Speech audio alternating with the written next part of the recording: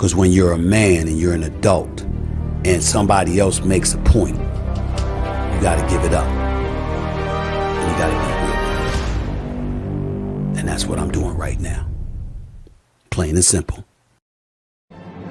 In the beginning, God created the heaven and the earth.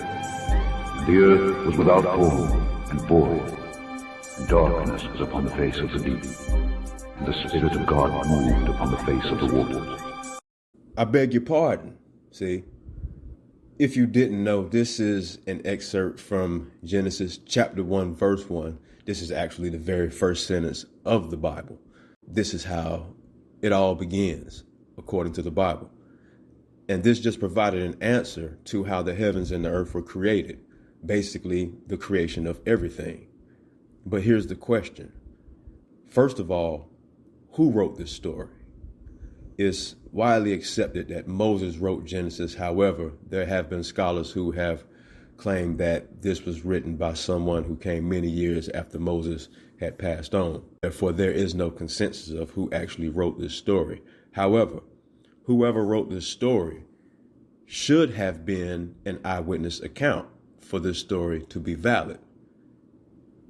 But that clashes with the fact that at this time, there probably weren't any human beings on the planet yet, and probably wouldn't be any human beings on the planet for some time. So clearly, this wasn't written by someone who was there to witness it. So that's an issue. How can this be considered a valid story if this clearly wasn't written by someone who was there? Now, this could have been passed on somehow from superior being or beings to the human mind at a later date. But even if that's the case, still that human wasn't there to witness whether or not the story that they were given or the story that was planted into their mind or communicated to them by some other means. There's no way for them to verify that that was true or not. So we do not have a stable basis for truth on this story. And again, this is how the book opens up. This is the very first sentence of the Bible. So this already presents a shaky foundation, being that this cannot be verifiably considered as true. Not saying that it's not true, but no way for us to verify that this is true.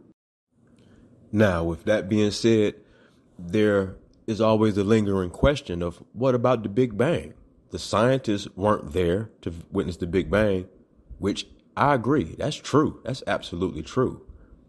The Big Bang is a theory, and the scientific community treats it like a theory, which means they are still out there searching for answers, trying to get closer and closer to the answer, or as close as they can possibly get to the answer that we may not have any possible way of ever finding out. They haven't closed the book on it. However, if you ask someone who is subscribed to the Bible, there is no more investigation to be done. The answer is obvious to them. The book told them how it happened, and this is what is accepted as how it happened. However, no one was there to witness either the Big Bang or the creation according to the Bible.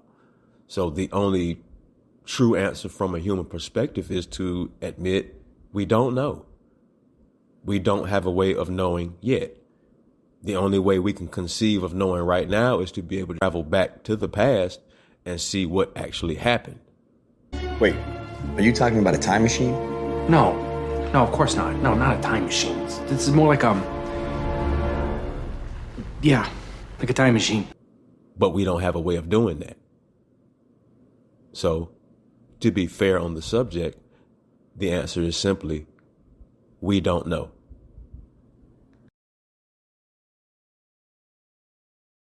Hey, look, if you like the video, hit the like button, subscribe to the channel, because we're going to start digging deep. We're going to start questioning some of these answers that we've been given. So let's do this. Walk with me.